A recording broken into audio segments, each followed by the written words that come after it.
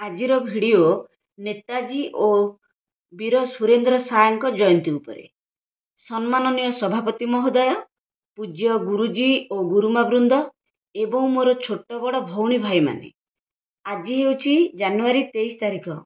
ଦେଶ ପାଳୁଛି ଦୁଇ ଜଣ ମହାନ ବରପୁତ୍ରଙ୍କ ଜୟନ୍ତୀ। ସ୍ୱାଧୀନତା ସଂଗ୍ରାମୀ ନେତାଜୀ ସୁଭାଷ ବୋଷଙ୍କ 128ତମ ଜୟନ୍ତୀ ଖୁବ୍ ଉତ୍ସାହର ସହିତ ପାଳନ କରାଯାଉଛି। ସେହିଭଳି ଆଜି ଆଉ ଜଣେ ସ୍ୱାଧୀନତା ସଂଗ୍ରାମୀଙ୍କର ଜନ୍ମଦିନ। ସେ ହେଉଛନ୍ତି ବୀର ସୁରେନ୍ଦ୍ର ସାଏ। ସୁରେନ୍ଦ୍ର ସାଏଙ୍କର ଦେଶର ସ୍ୱାଧୀନତା ଓ ଆଦିବାସୀ ଜନତାଙ୍କ ଅଧିକାର ଓ ସୁରକ୍ଷା ପାଇଁ ଲଢ଼େଇ ସର୍ବଦା ଆମକୁ ପ୍ରେରଣା ଯୋଗାଉଛି। ଭାରତରେ ଅନେକ ନେତା ଅଛନ୍ତି, ମାତ୍ର ନେତାଜୀ କହିଲେ କେବଳ ସୁଭାଷ ଚନ୍ଦ୍ର ବୋଷଙ୍କୁ ହିଁ ବୁଝାଇଥାଏ। 1897 ମସିହା ଆଜିର ଦିନରେ ସୁଭାଷ ଚନ୍ଦ୍ର ବୋଷ ଜନ୍ମଗ୍ରହଣ କରିଥିଲେ।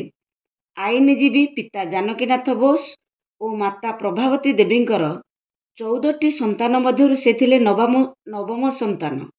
ସେହି ବୀର ସନ୍ତାନ ମହାନ ସ୍ୱାଧୀନତା ସଂଗ୍ରାମୀଙ୍କର ଅଦମ୍ୟ ସାହସ, ବୀରତ୍ୱ ଓ ଉତ୍ସର୍ଗୀକୃତ ଦେଶପ୍ରେମ ପାଇଁ ସେ ସର୍ବଦା ସ୍ମରଣୀୟ। ଆମେ ଗର୍ବିତ ଯେ ତାଙ୍କ ଭଳି ବୀରପୁତ୍ର ଆମ ଓଡ଼ିଶା ମାଟିରେ ଜନ୍ମ ହୋଇଥିଲେ।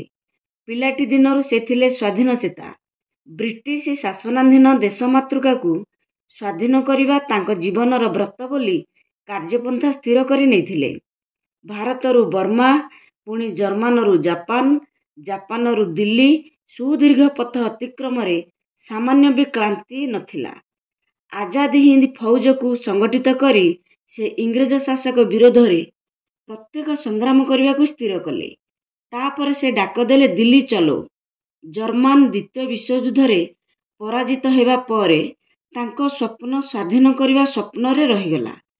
1945 ମସିହାରେ ରୁଷର ସାହାଯ୍ୟ ପାଇଁ ଉଡ଼ାଜାହାଜରେ ଯାତ୍ରା କରିବା ସମୟରେ ବାଟରେ ଦୁର୍ଘଟଣା ଘଟି ତାଙ୍କର ମୃତ୍ୟୁ ଘଟିଲା ବୋଲି ପ୍ରଚାର ହେଲା। କିନ୍ତୁ କୌଣସି ସତ୍ୟପୂର୍ଣ୍ଣ ତଥ୍ୟ ଏଯାବତ୍ ଉଦ୍ଧାର କରାଯାଇ ପାରିନାହିଁ। ସେ ଥିଲେ ଜଣେ ଭାରତ ମାର ସଚ୍ଚା ସୈନିକ, ଯାହାର ନାଁ ଶୁଣିଲେ ଥରୁଥିଲେ ଗୋରା ସାହେବ। ଇଟାର ଜବାବ ପଥରରେ ଦେବାକୁ ସେ କେବେ ବି ପଛାଉ ନଥିଲେ। ମୋତେ ରକ୍ତ ଦିଅ, ମୁଁ ତୁମକୁ ସ୍ୱାଧୀନତା ଦେବି।